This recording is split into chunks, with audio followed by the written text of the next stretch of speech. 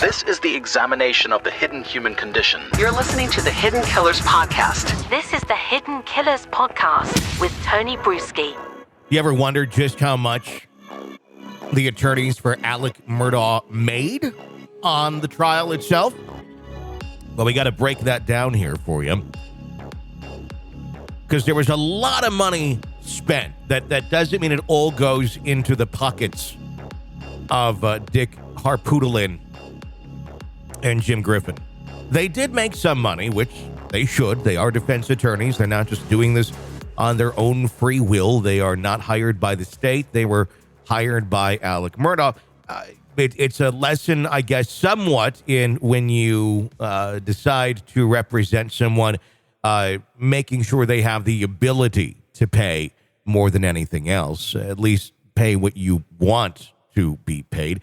To most of us, making $40,000 for work that, on the surface took a handful of weeks would be good. But keep in mind, this case has been ongoing for many, many years. At the end of the day, Alex Murdaugh has been able to pay Jim Griffin and Dick Harpootlian roughly about $40,000 each.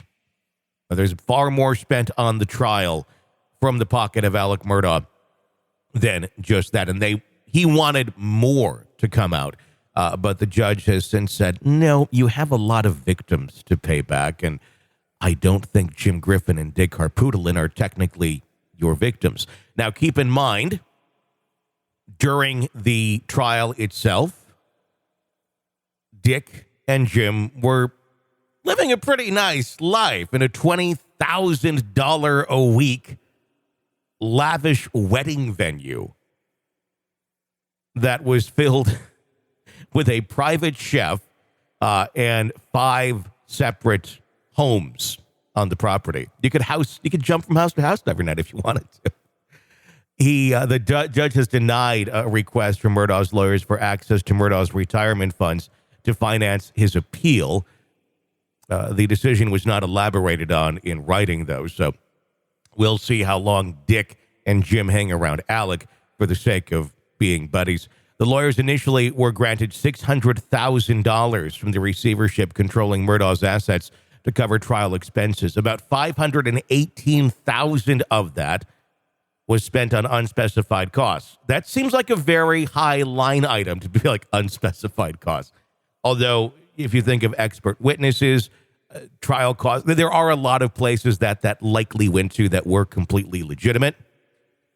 Anything beyond that $518,000, that's where we get to the $40,000 each.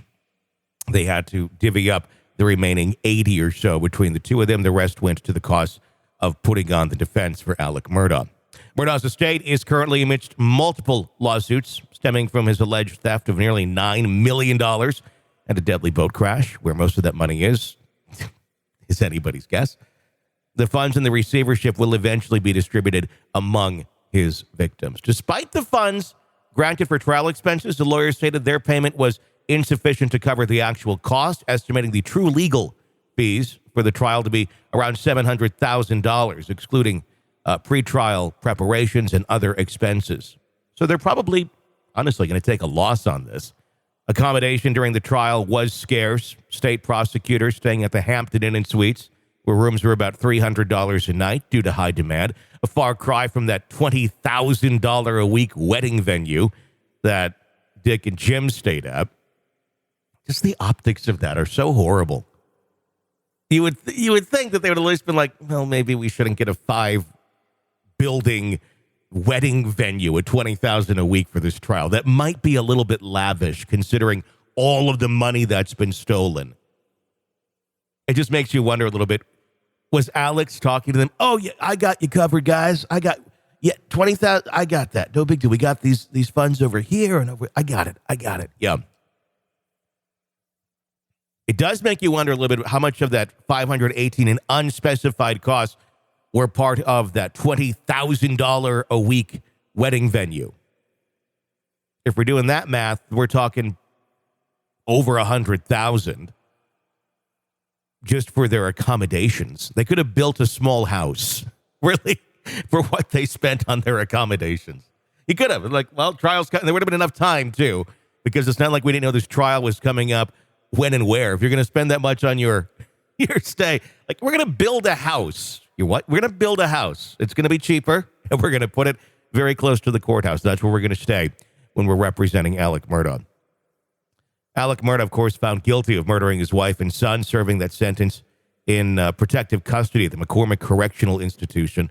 He still maintains his innocence, and I'm sure he maintains that whoever represents him next, you're going to be staying in a 5-star castle.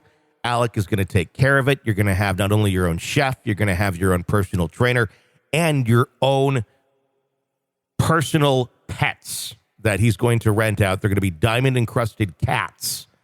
Yes, cats, diamond-encrusted cats. And it's all going to be yours. And Moselle, you can go hang out there anytime you want. The fridge is stocked. You're ready to go. Oh, wait, you don't own it anymore? Oh, but he still says it's okay. Yeah. This is where public defenders will very, very, very soon take the role of handling Alex Murdaugh. And I wish them, from a very sincere place, the best of luck dealing with that ball of insanity. This is the examination of the hidden human condition. You're listening to the Hidden Killers Podcast. This is the Hidden Killers Podcast with Tony Bruschi. You want to weigh in on anything that we are talking about? We have a phone number for that. It's 888-5-KILLER, 888-554-5537. We'd love to hear from you and possibly use you on another episode of the program. My name is Tony Bruschi. Stay with us.